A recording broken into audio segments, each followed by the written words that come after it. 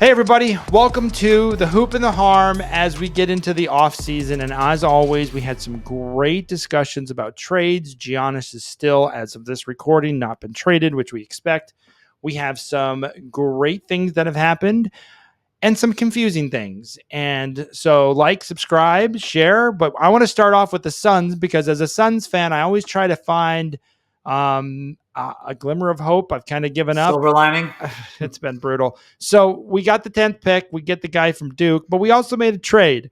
And Nolan, you and I have texted back and forth, and I just simply said, I don't understand what I'm seeing. And they're making all these moves today to move up in the second round. I don't know what I'm witnessing right now. I thought I would see them trade more to get more draft picks. That doesn't seem like they're interested in that idea. No, they're getting rid of their draft picks for higher draft picks. So again, it's like I guess it's like a gambler, if you will. Like you give them some money and it's gone real fast. They're like, hey, can I get 20 more bucks? So the Suns get a pick and it's gone really fast. They're like, I got to get rid of that pick. I got to get rid of that pick. So you want to explain to me what the Suns are thinking or doing?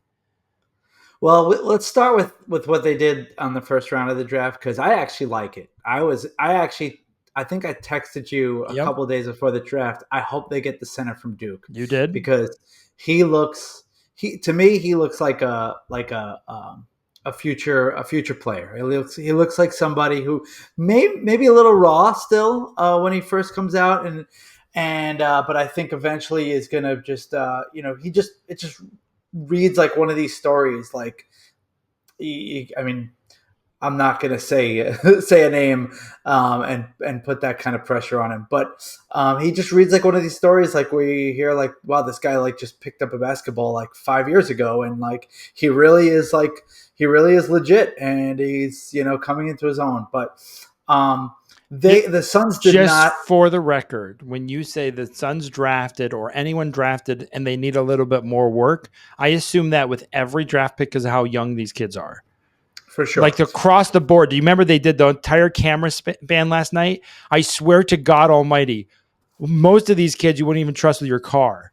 Yeah, like they are that point. They are kids. So yes, they drafted a kid from Duke. I know they're adults, everybody. I know they can vote.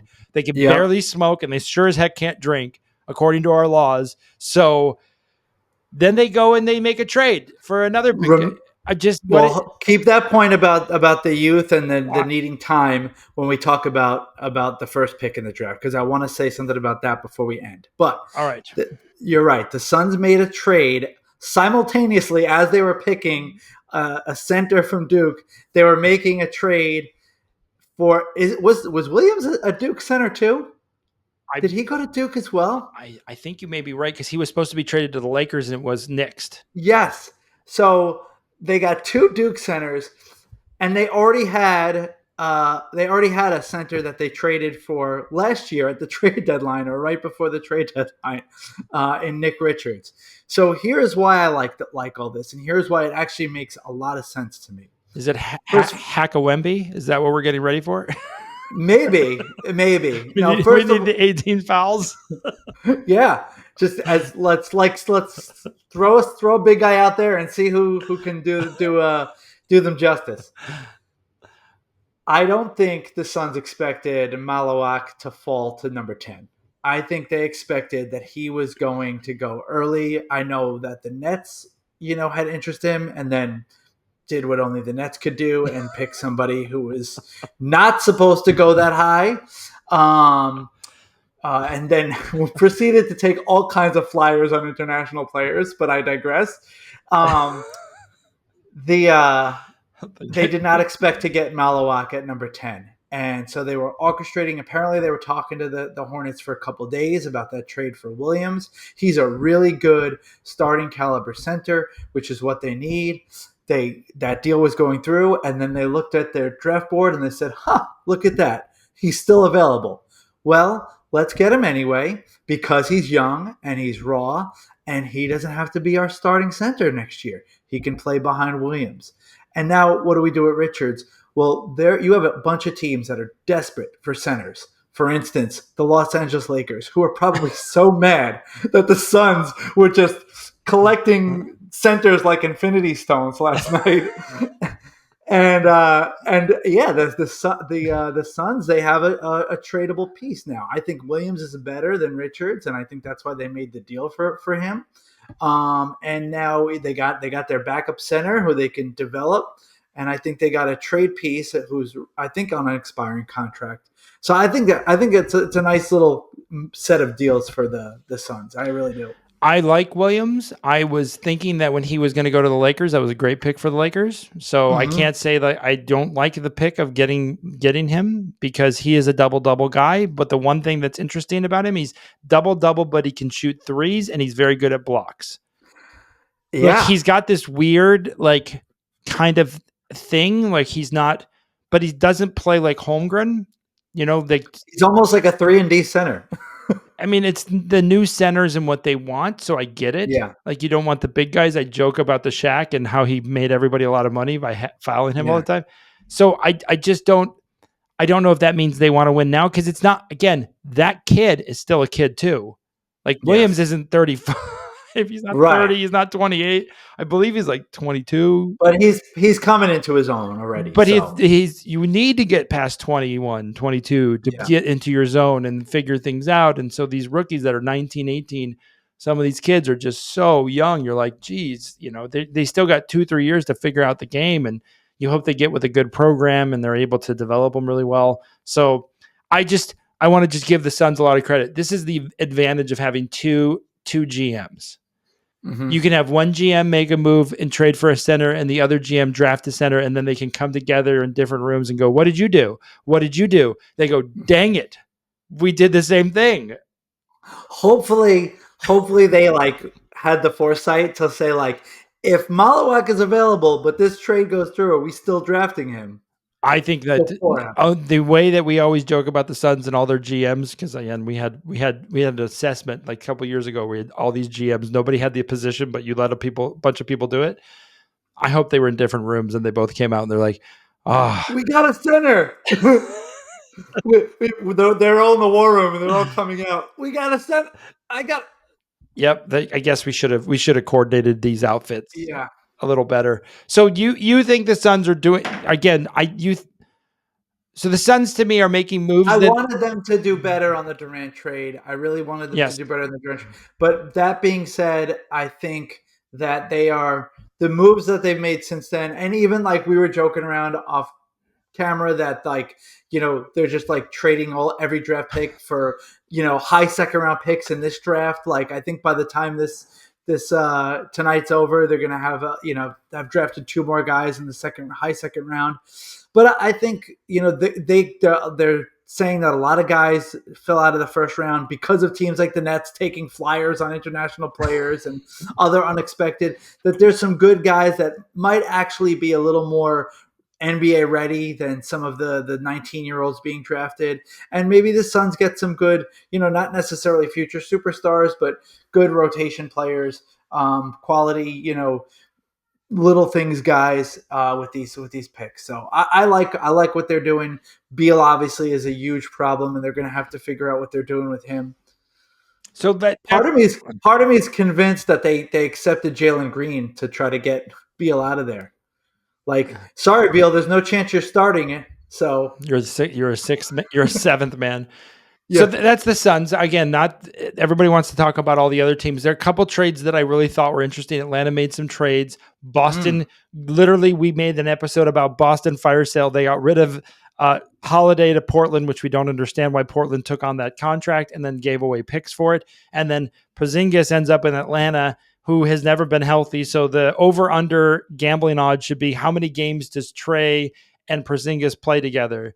And it should be over under probably 25. I think right. 20 or 25 would get some people to go over, but I don't think they're going to play 40 games in a season together. He doesn't play. Porzingis never plays. So again, I think Boston ended up with a good player from Atlanta. I think they're doing things that Boston does. I think they're getting better. Yeah, they are. I mean they've to me they did the two things that they had to do. They had to get rid of Holiday and they had to get rid of Porzingis, and they did it. Those two names 3 years ago, you'd be looking at these returns and being like, wow, that's it. That's all they got for them. But Holiday is on the decline. There is very little chance he plays any better in his career. And they got a young player for him and picks. I mean, Anthony Simons is a guy who could score. He's on an expiring contract. So while Tatum is gone, you need somebody to score. Heck, let's ride Anthony Simons and see what he can do. And if it works out, great. You keep him and make him part of the family. If not, he's let him go packing or trade him at the deadline and get some more picks for him. I think it's a great move. Porzingis, again, you didn't really get much in return for him, but you had to cut bait on that contract, and he's just, I can't believe they found a team that was willing to say, yeah, I thought he was going to go to the Nets, like a team that was clearly not winning next year, or like the Wizards or somebody. The Nets don't make any sense. So why that would make sense, because they would add somebody that doesn't make sense. They're like, okay, that doesn't make sense, but you're the Well, Nets. they're very clearly punting already on the season next year, so we might as well punt with a guy that's only going to play 30 games, right? That's what I was thinking. I like the guy Boston got a return. Going to the draft, obviously Cooper goes to Dallas. Not a shock. Were there any shocks to you in the draft, or any teams that you were like, this team really made some good positive moves? The one thing that I hated about watching the draft or going through the draft is everyone bringing up OKC, and like they have a formula. Everyone's just going to draft young players and they're going to build this young staff, and that's how you do it. And I'm like, you guys forget, like, OKC went through the period of oversigning for players and then trading for SGA. Like they did other things. Like there was OKC is like a really good testament, but pretending like drafting 3 guys in one draft is how OKC became that is not a real story. No, it's not. It's well rounded. Surprises. So it wasn't a surprise in the sense that, like, oh my gosh, like watching it live, I can't believe they just drafted him, because for San Antonio, it was kind of expected that they were drafting Harper number 2. He was the consensus number 2 going in, and all the speculation was that the Spurs were going to pick him if they didn't trade that pick. But that's where the surprise came to me. I thought that they might trade the pick at some point, because they made that big trade for De'Aaron Fox. Yep. They have a point guard who was the rookie of the year last year. Yep. And now they just drafted another point guard. And I get it. I mean, you want to just, you want to get the best player available. But I thought that they had the wiggle room to, like, do something different and shake it up. The way I look at it, and maybe I'm wrong. Maybe Harper or Castle is going to just turn into a great off-ball player, and that they're not going to, those 3 can just work interchangeably. But I just feel like we're a year or 2 years away from one of those guys getting shipped out now. And so why not, cash in on I mean, teams I would think would have been dying to get their hands on a point guard prospect like Harper. I thought they would have been blown away with a package, and San Antonio is another smart front office. They would have capitalized on it, but it didn't happen. So don't you feel next year San Antonio has to make the playoffs? I don't feel like they have to. I would be surprised if they didn't, though. My only reasoning is, if you're going to say Wemby's this once-in-a-lifetime talent, they've drafted him and they've never made the playoffs. When you get talent like that, you typically are in the playoffs. And with 10 teams making the playoffs, even a play-in game would be progress. I know he got injured last year with the blood clot, so that doesn't really count. So this year, to me, if he's healthy and he's fine, I think it's a have to make the playoffs. It is year 3. To your point, it's year 3 next year. So I would expect them to make the playoffs. I mean, we'll see how the offseason plays out, but I will probably predict them to make the playoffs. I don't necessarily think it's a complete disaster if they don't make the playoffs, depending on the circumstances. And I think very clearly they showed you with the Harper pick that they're playing the long game. I would also agree with that. And with OKC, where OKC is, there's no reason to rush it. Let it come Right. naturally. I can see that, but I think playoff experience and getting it sooner than later is a good thing for Wemby. Agreed. The Dallas pick, Cooper, not a shock. I think Dallas is loaded. Kyrie is going to come back this year. We expect him to come back this year, which is a difference than what you have with Halliburton and Tatum. So Right.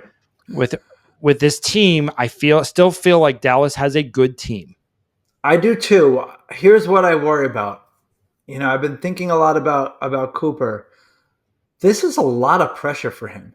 Like, people are already talking about, like, Dallas is like a favorite or like a top contender, and maybe it's just like ESPN conjecture, like It has to be. narrative, But like, I've heard people like really like ramp up the expectations. He's still a kid, like he's still a rookie, and even like the best players, like very few players are tasked with like being a key part of a championship team their very first season. I mean, the only one that comes to mind that really was like a rookie and like immediately like vaulted his team to contention is Duncan, right? I mean, he was like basically a rookie and paired Twin Towers with David Robinson. Because that was a really good team that lost because Robinson got injured, and then they end up with Tim Right. Duncan. The reason why I think that's not a far off comparison. And the reason why I think that is with Irving coming back and with all the bigs that they had so many injuries in their big guys. They Right. really have a good nucleus and a good depth to They the do. whole team. And they have, in my opinion, they probably have the best big men in the Western Conference. Awesome big men. And then they you just re-signed Gafford. you just added Cooper, who is he's not 6'2". Right. He's not 6'5", and he's already played with the NBA guys, if you remember, last summer, and everybody was That's impressed right. with him. So I Yeah. understand that kind of expectation. I think, to your point, let's wait and see how this all plays out before we say, are they in the top 4? Because that's the conversation we get to have. Are they our home field advantage playoff team, top 4 because of this ad? And to me, Cooper's going to be a better player with Irving than Irving was with Luka, only because of there's only one basketball. I'm not saying Yeah. Luka's not amazing and Luka's not better, talented, all that stuff. Luka is clearly Luka. He's excellent. That's why the Lakers got him. But with AD, there's a lot of pieces with Dallas that I like. So to your point, if you play him wisely and you don't destroy him, because rookies are not good for 82 games, we all know this. So you got to be able to understand he's going to have highs and lows. What is he going to have in the playoffs? Because it's a whole different game. I just think that something to consider is, most guys who are drafted number 1 go to a team who's got nobody and they've got no expectations on them, and they give them the ball and they say, go ahead, do your thing. We're going to work our offense around you. We're going to play around you and play to your strengths. And you're allowed to make mistakes and nobody's going to blame you for it. Cooper is going to come into a situation where he's not the number 1 option. He's been the number 1 option his whole career. He's going to come into a situation where he's not the number 1 option, where he's going to be asked to play a role that may be different from anything he's experienced. And because they're a team that's hoping to contend, they might not be so patient with him to make mistakes. I don't know. I think they say he's a generational talent. I'm not saying I don't believe that he's capable of it. I'm just thinking out loud that, it might not be such a slam dunk. I don't know. The Western Conference is very rich. You have Dallas with young talent, OKC. I know they just won it. They have tons of young talent.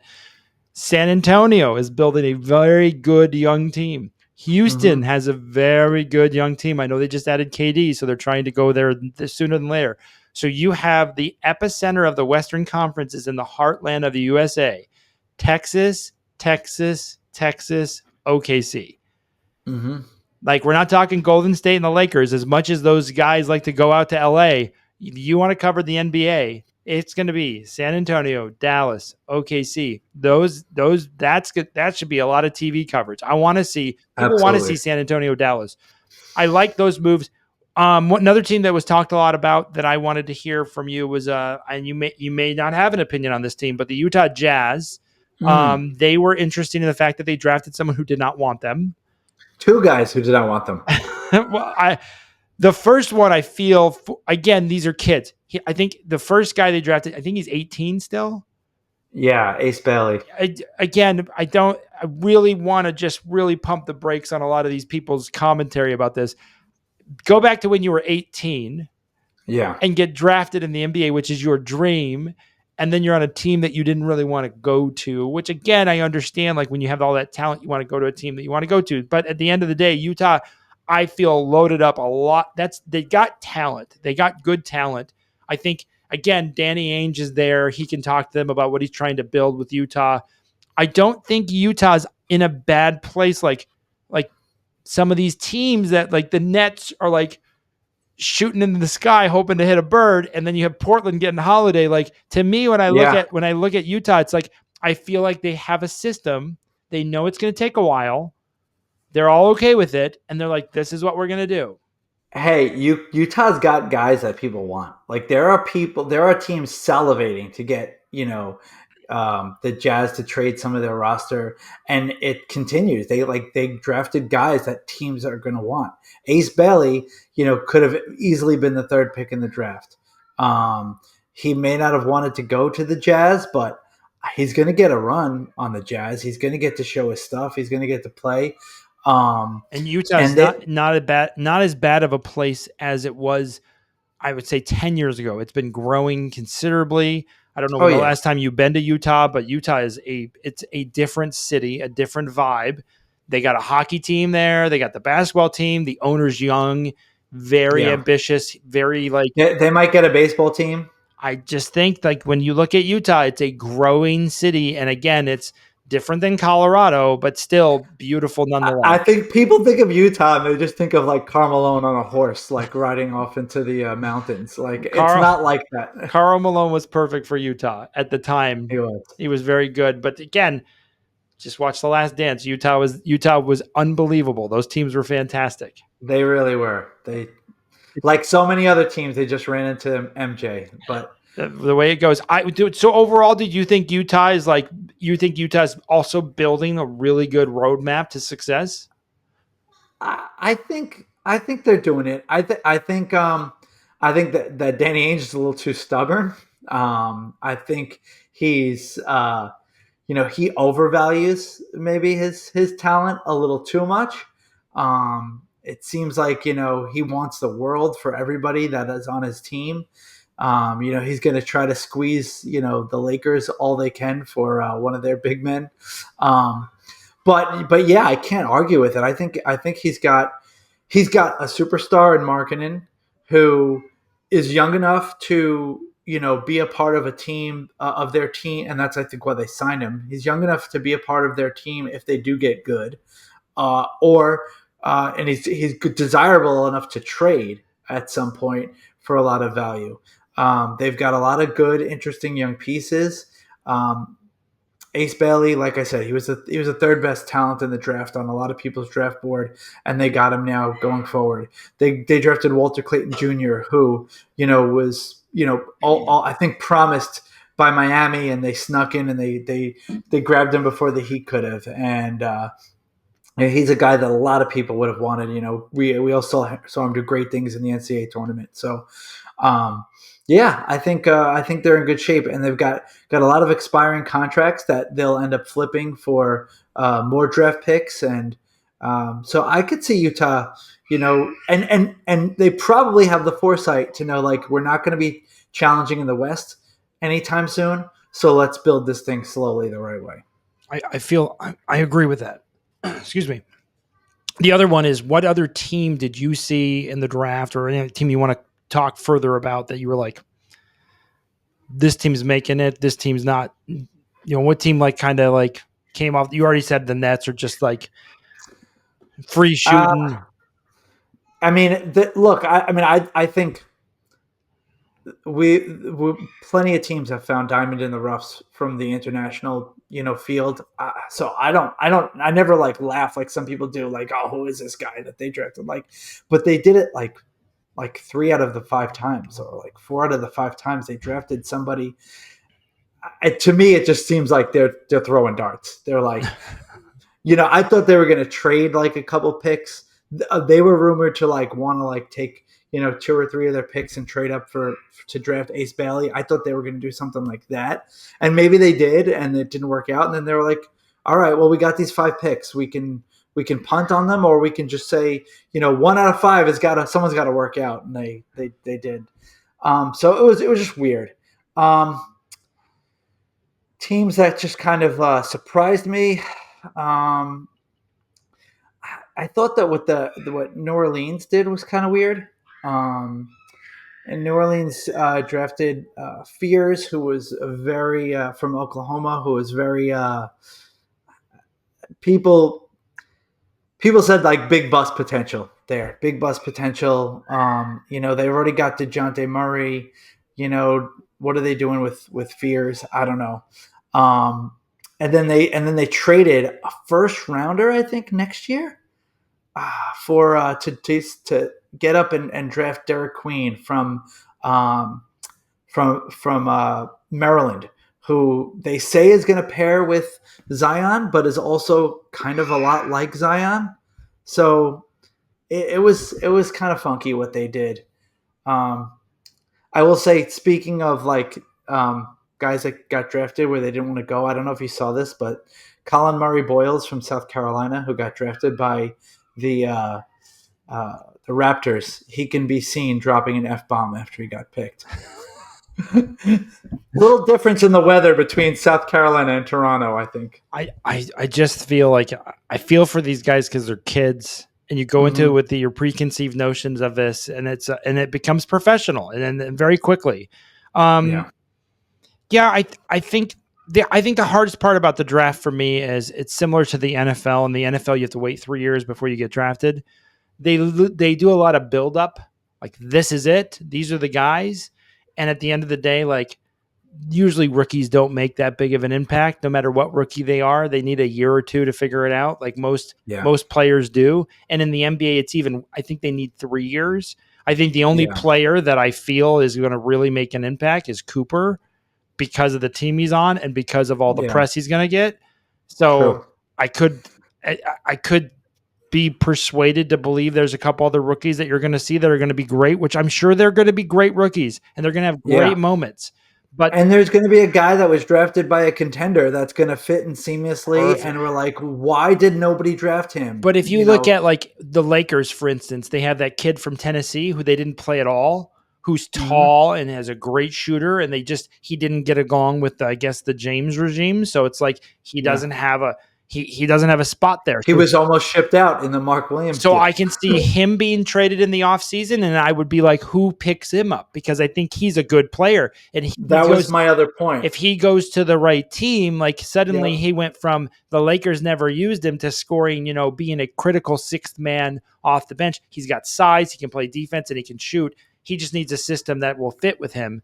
So there's players out there in these trade, and I think that's why the trade market is going to be so interesting. And we've talked about that.